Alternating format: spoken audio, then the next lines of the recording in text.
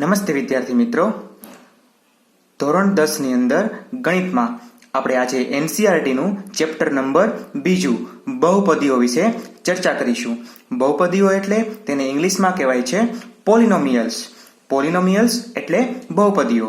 તો સૌપ્રથમ આપણે તેની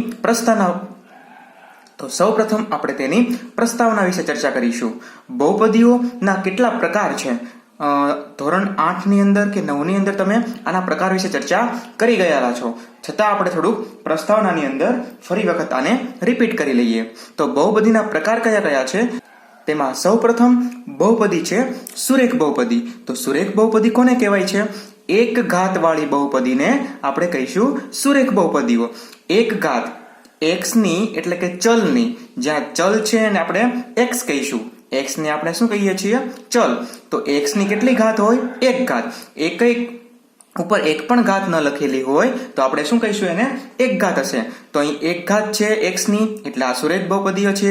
આ પણ સુરેખ બહુપદી છે. આપણે પદને ધ્યાનમાં નથી લેવાના, આપણે કોઈ નિશાનીને ધ્યાનમાં નથી લેવાની, ફક્ત આપણે x ની ઘાતને જોવાની છે. તો સુરેખ બહુપદી કોને કહેવાય છે? x ની એક ઘાત હોય તેને આપણે કહીશું સુરેખ બહુપદી.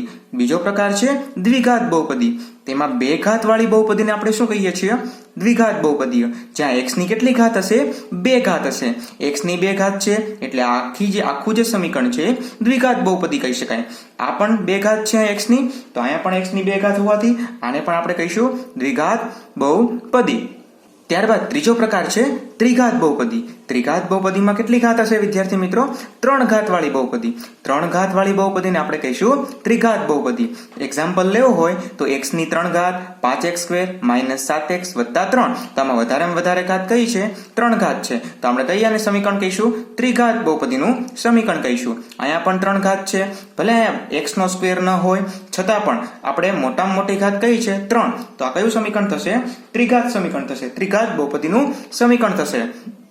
અહીંયા ખાલી x નો ઘન જ છે, તો x નો ઘન છે એટલે આને ત્રિઘાત બહુપદી કહેવાય છે. મેં તમને પહેલા જ કીધું, આમાં પદ કે નિશાનીને ધ્યાનમાં લેવાની નથી, ખાલી ફક્ત x ની ઘાતને ધ્યાનમાં લેવાની છે. તો 3 ઘાત વાળી બહુપદીને આપણે ત્રિઘાત બહુપદી કહીએ છીએ. ત્યારબાદ વિદ્યાર્થી મિત્રો એક નવો ટોપિક છે, નવો મુદ્દો છે. બહુપદીની સૌથી મોટી ઘાત ને આપેલ બહુપદીની ઘાત કહેવાય છે. અત્યારે જ મેં તમને કીધું, બહુપદી એટલે કોઈ સમીકરણની અંદર બહુપદીમાં વધારેમાં વધારે જે મોટામાં મોટી ઘાત હશે ને તેને આપણે બહુપદીની ઘાત કહીશું. તો ઘણી વખત MCQ માં પણ પૂછાય છે, તમને એક સમીકરણ આપેલું હોય અને કે એમાં ઘાત કેટલી છે, તો મોટામાં મોટી જે ઘાત હોય તેને આપણે લખવાની છે. તો આ એક્ઝામ્પલ આપેલું છે, 2x ની 5 ઘાત વત્તા x ની 2 ઘાત -4x વત્તા 8. માં બહુપદીની ઘાત કેટલી કહીશું? તો વધારેમાં વધારે કેટલી ઘાત છે? x ની 5 ઘાત છે. તો આ બહુપદીની ઘાત કેટલી થશે? 5. તો આ ખાસ મુદ્દો યાદ રાખવાનો છે વિદ્યાર્થી મિત્રો. ત્યારબાદ નવો ટોપિક છે શૂન્યની સંખ્યા. તો આપણે શૂન્યની સંખ્યા કઈ રીતે મેળવી શકીએ? તો 9મા ધોરણમાં પણ લગભગ આવી ગયેલું છે. આપણે અહીંયા પણ જોઈ લઈએ કે કોઈ પણ બહુપદી છે તેને આપણે કઈ રીતે લખીએ છીએ? p(x) લખીએ છીએ. શું લખીએ છીએ?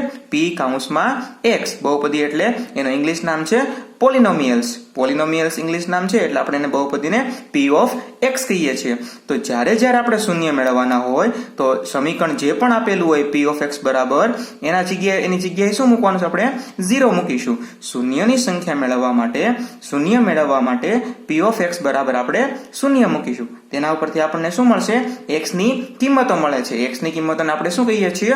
શૂન્ય કહીએ છીએ, શૂન્યની સંખ્યા કહીએ છીએ. તો આપણે જે બહુપદીના પ્રકાર જોયા તેમાં બધા જ પ્રકારોમાં શૂન્યની સંખ્યા કેટલી હોય છે તેના વિશે આપણે ચર્ચા કરી લઈએ. તો સુરેખ બહુપદીને કેટલા શૂન્ય હોય છે? ફક્ત એક જ શૂન્ય હોય છે. આ વિદ્યાર્થી મિત્રો ઇમ્પોર્ટન્ટ છે, ઘણી વખત MCQ માં પણ પૂછાય છે, તો આ ધ્યાનથી જોજો, નોટ ડાઉન કરી લેજો. સુરેખ બહુપદીને ફક્ત એક જ શૂન્ય હોય છે, કારણ કે જેટલી ઘાત હશે ને તેટલા શૂન્ય મળશે. સુરેખ બહુપદીમાં કેટલી ઘાત હોય છે? એક ઘાત. તો શૂન્ય પણ કેટલું? એક જ મળશે. દ્વિઘાત બહુપદીને કેટલી ઘાત હોય છે? બે ઘાત. તો આને વધુમાં વધુ કેટલા શૂન્ય હોય છે? 2. થી વધારે શૂન્ય મળી શકે નહીં. ત્રિઘાત બહુપદીને કેટલી ઘાત હોય છે? 3 ઘાત. તો તેમાં કેટલા શૂન્ય મળશે? 3. વધુમાં વધુ આપણને કેટલા શૂન્ય મળે છે? 3 શૂન્ય મળે છે. તો શૂન્યની સંખ્યા આ 3 બહુપદીના પ્રકાર માટે યાદ રાખવાની છે વિદ્યાર્થી મિત્રો. ત્યાર પછીનો ટોપિક છે બહુપદીઓના આલેખ. બહુપદીનો આલેખ આપણે નથી પૂછાતો, આલેખના દાખલા નથી પૂછાતા, પરંતુ આના MCQ આપણે ઘણી વખત પૂછાય છે કે સુરેખ બહુપદી હોય તો સુરેખ બહુપદીનો આલેખ કેવો હોય છે. તો સુરેખ બહુપદીની ઘાત કેટલી હોય છે? ચલની એક ઘાત હોય છે. તેનો આલેખ કેવો હોય છે? રેખા મળે છે આપણને, એક સીધી રેખા મળે છે. જે સુરેખ બહુપદીનું સમીકરણ હશે તેનો ગ્રાફ તમે ડાયરેક્ટ કહી શકો. એનો ગ્રાફ એટલે કે આલેખ કેવો મળે છે? રેખા મળે છે. દ્વિઘાત બહુપદીનો આલેખ કેવો મળે છે? તો દ્વિઘાત બહુપદીનો આલેખ છે, યાદ રાખજો, આ ખાસ પર્વલય આકાર મળે છે. પર્વલય કોને કહેવાય છે? તો આપણે આને પર્વલય કહીએ છીએ. આ રીતે ટાઈપ હોય, આ પર્વલય ટાઈપ છે. આ રીતના બધી સાઈડ પર્વલય બની શકે છે. તો પર્વલય ટાઈપ આનો દ્વિઘાત બહુપદીનો આલેખ જોવા મળે છે. પરંતુ આમાં પણ કન્ડિશન છે. દ્વિઘાત બહુપદીનું સમીકરણ શું છે વિદ્યાર્થી મિત્રો? આપણે જો લખવું હોય તો દ્વિઘાત સમીકરણનું પ્રમાણિત સ્વરૂપ આવું કંઈક છે: ax² વત્તા bx વત્તા c બરાબર આપણે આને કહી શકીએ p of x. તો આવું સમીકરણ આપણે આગળ 9માં પણ ભણી ગયેલા છીએ. આ પ્રમાણિત સ્વરૂપ છે. તો એમાં ધ્યાન તે રાખવાનું છે કે ઘણી વખત આ જે x² નો જે સહગુણક છે, x² નો સહગુણક એ ઘણી વખત ધન હોઈ શકે, ઘણી વખત ઋણ હોઈ શકે. તો તમે આના ઉપરથી કહી શકશો પર્વલય આકાર કેવો બને છે? જો a ની કિંમત 0 કરતા મોટી, એટલે કેવી કહેવાય?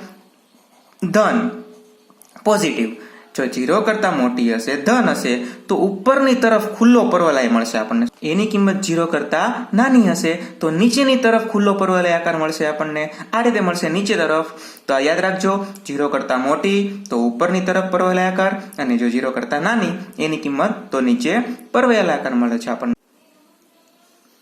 ત્યારબાદ સુરેખ બહુપદીના શૂન્ય કઈ રીતે મેળવવા? તો વિદ્યાર્થી મિત્રો આપણને ખબર છે સુરેખ બહુપદીનું જે વ્યાપક સ્વરૂપ છે એ કેવું છે? p of x બરાબર માની લ્યો a x વત્તા b. અહીંયા a અને b r માંથી, એટલે કે આપણે જોઈ ગયા વાસ્તવિક સંખ્યામાંથી કોઈ પણ જગ્યાએથી કિંમત હોઈ શકે. a, b belongs to r. તો અહીંયા જે આ સુરેખ સમીકરણ છે એના મારે શૂન્ય મેળવવો હોય તો સૌપ્રથમ આપણે શું કરીએ છીએ? p of x ની બરાબર 0 મૂકવાના છે. તો એના બરાબર 0 મૂકો એટલે સમીકરણ કેવું થશે? ax વત્તા b બરાબર 0. શૂન્ય ગોતવા માટે આપણે x ને કરતા બનાવીએ છીએ. x ને કરતા બનાવવા હોય એટલે b કઈ સાઈડ જશે? આ સાઈડ જશે. b આ સાઈડ જશે એટલે શું બને છે? ax બરાબર -b. હજી x ને કરતા બનાવવો હોય તો a ક્યાં જશે? છેદમાં જશે અહીંયા. તો x બરાબર b ના છેદમાં a. કેવો જવાબ આવ્યો? -b ના છેદમાં a. તો આ b ના છેદમાં a આવ્યો, a એનો શૂન્ય છે. કેટલા શૂન્ય મળ્યા? 1. તો આપણે આગળ ચર્ચા કરી લીધી, સુરેખ બહુપદીમાં શૂન્ય કેટલા હશે? એક જ શૂન્ય મળે છે. ત્યારબાદ વિદ્યાર્થી મિત્રો દ્વિઘાત બહુપદીના શૂન્ય અને તેના સહગુણકો વચ્ચેનો સંબંધ. તો આ પણ મોસ્ટ ઇમ્પોર્ટન્ટ ટોપિક છે. બોર્ડની અંદર આનો પણ ઘણીવાર એક્ઝામ્પલ્સ 100%માં પૂછાય છે. 100% આનો દાખલો હોય જ છે 2 માર્કમાં, અને MCQમાં પણ પૂછાઈ શકે છે. તો દ્વિઘાત બહુપદીના શૂન્ય અને સહગુણકો વચ્ચેનો સંબંધ તારવવો હોય તો સૌપ્રથમ આપણે પહેલા દ્વિઘાત બહુપદીનું પ્રમાણિત સ્વરૂપ જોઈ લીધું, આગળ પણ જોઈ લીધું. ફરી વખત એને મેં લખેલું છે અહીંયા p of x બરાબર દ્વિઘાતમાં કેટલી ઘાત હશે? 2 ઘાત. તો અહીં 2 ઘાત વાળું મેં સમીકરણ લખેલું છે ax² વત્તા bx વત્તા c. અહીંયા a, b અને c belongs to r, એટલે વાસ્તવિક સંખ્યામાંથી કોઈ પણ કિંમત હોઈ શકે છે. તો આ દ્વિઘાત વાળું સમીકરણ છે એમાં શૂન્યનો જો સરવાળો કરવામાં આવે આપણને કેટલા શૂન્ય મળે છે? દ્વિઘાત સમીકરણમાં કેટલી ઘાત છે? જેટલી ઘાત તેટલા શૂન્ય મળે છે. તો દ્વિઘાત બહુપદીના સમીકરણમાં આપણને 2 શૂન્ય મળે છે. તો આ જે 2 શૂન્ય મળેલા છે એ 2 શૂન્યનો તમે સરવાળો કરો છો તો એ કોના બરાબર આવે છે? -b/a જ આવે છે. તમે ડાયરેક્ટ પણ આવી રીતે ગોતી શકો છો. આ b ના છેદમાં a -b/a કરીએ તો આપણને શૂન્યનો સરવાળો મળી રહે છે ડાયરેક્ટ.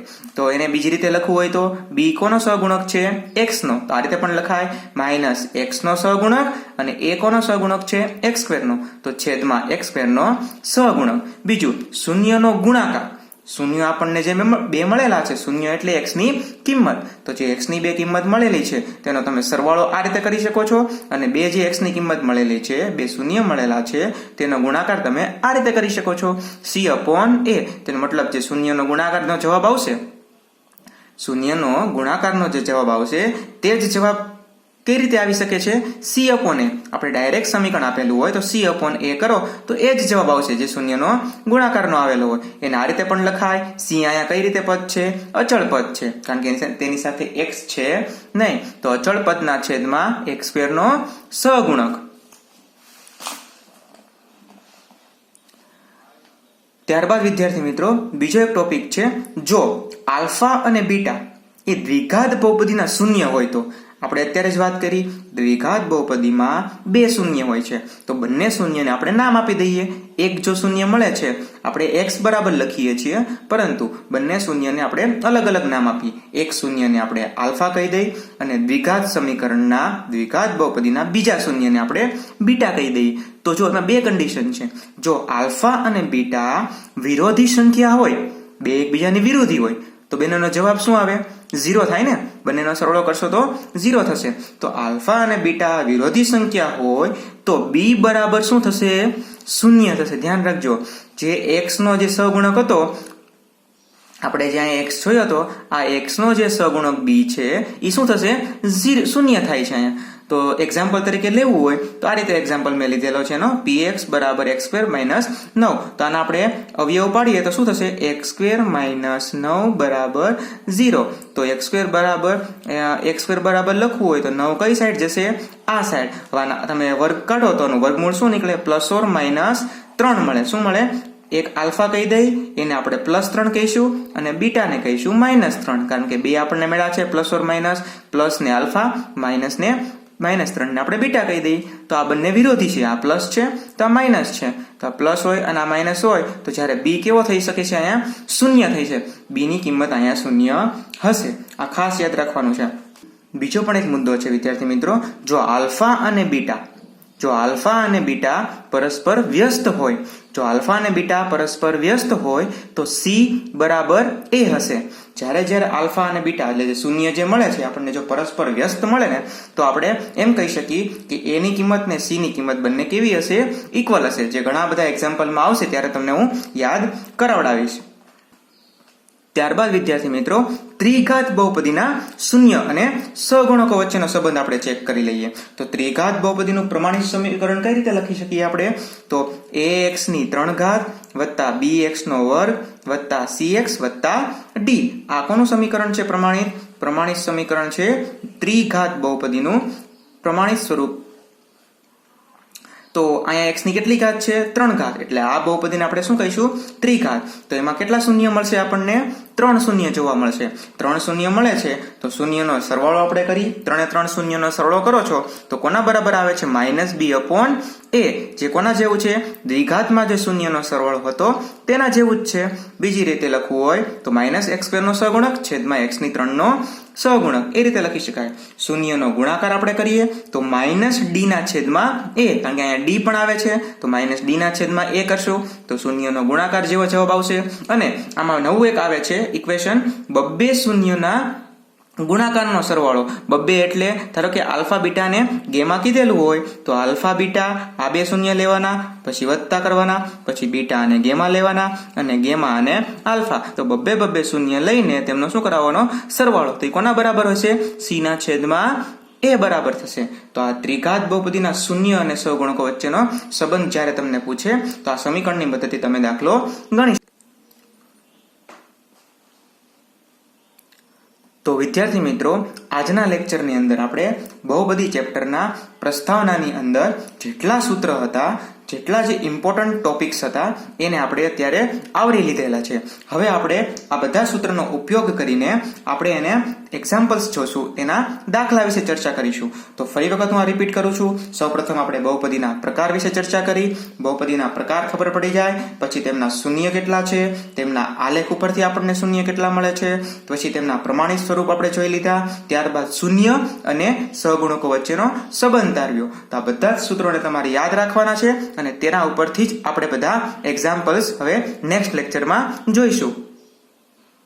તો વિદ્યાર્થી મિત્રો આજના લેક્ચરની આપણે મેથેમેટિકલ ટ્રિક્સ જોઈ લઈએ. વિદ્યાર્થી મિત્રો આ ટ્રીક છે તે તમારે અગાઉના ધોરણની અંદર આવી જ ગયેલી છે. તેમ છતાં ઘણી વખત આવા ટાઈપના દાખલામાં ઘણી બધી વિદ્યાર્થીઓ ભૂલ કરે છે. તો આ ટ્રીક આપણે આજે જોવાના છીએ. તે છે જ્યારે સરવાળા બાદબાકી મિક્સ આપેલા હોય, સરવાળા બાદબાકી ગુણાકાર બધું એક સાથે આપેલું હોય ત્યારે આપણે કઈ રીતે ગણતરી કરવી. તો વિદ્યાર્થી મિત્રો, તેના માટે અગાઉના ધોરણમાં તમને મેં વાત કરી તેમ એક નિયમ આવી ગયેલો છે, જે છે ભાગુસબા. ભાગુસબા એટલે શું થશે? ભાગુસબાનો મતલબ થશે સૌ પહેલા જો ભાગાકાર હોય તો સૌ પહેલા આપણે શું કરશું? ભાગાકાર કરીશું. ત્યારબાદ જો ગુણાકાર હશે ક્યાંય તો આપણે શું કરીશું? ગુણાકાર કરીશું. અને ત્યારબાદ જો સરવાળા હોય તો સનો મતલબ થશે સરવાળા કરીશું.